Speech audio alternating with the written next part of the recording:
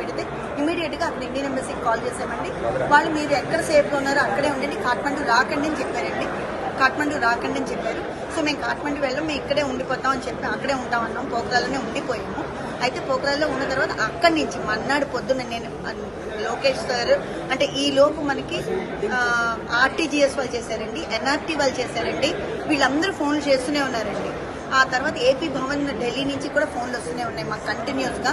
And at morning 10:30 also sir Lokesh sir తోని video కాల్లో Zoom కాల్లో జాయిన్ అవ్వమని కూడా మాకు మెసేజ్ వచ్చింది. మేము జాయిన్ అయ్యాము. ఇంకా ఆయనతో మాట్లాడిన తర్వాత మాకు ధైర్యం కూడా వచ్చింది. ఆయన ఎంత జాగ్రత్తలు చెప్పారంటే ఫోన్ ఛార్జింగ్ పెట్టుకోండి, మీకు ఎప్పుడు ప్రతి 2 గంటలకి మీకు ఒక అప్డేట్ వస్తుంది, సో మీరు జాగ్రత్తగా ఉండండి, మీరు అసలు అక్కడి నుంచి మేము ఏదో ఒక మిమ్మల్ని ఎలాగో అక్కడి నుంచి తీసుకొస్తాం అని ఆయన ఎంత ధైర్యం చెప్పారండి.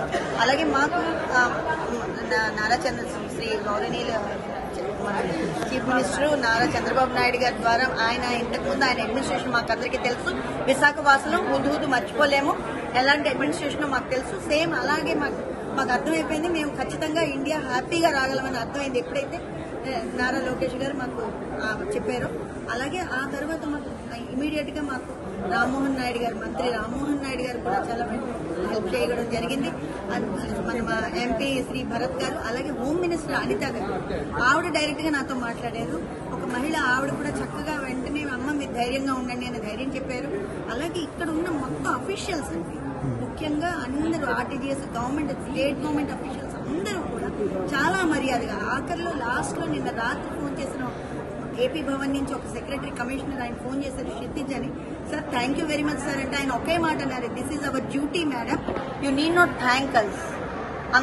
అంత బాగా చెప్పగలిగే అవకాశం ఇంకెవరికి ఉండదండి.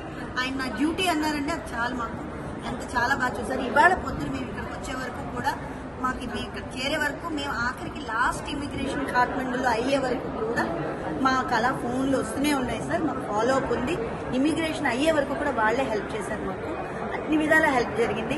అలాగే మా కోసం ప్రత్యేకంగా పోఖ్రా నుంచి కాఠ్మండూ రావడానికి కేవలం ఒక 10 మంది గురించి ఒక చార్టెడ్ ఫ్లైట్ ఏర్పాటు చేసిన గవర్నమెంట్ ఏది ఉంటుందని నేను అనుకోను సార్.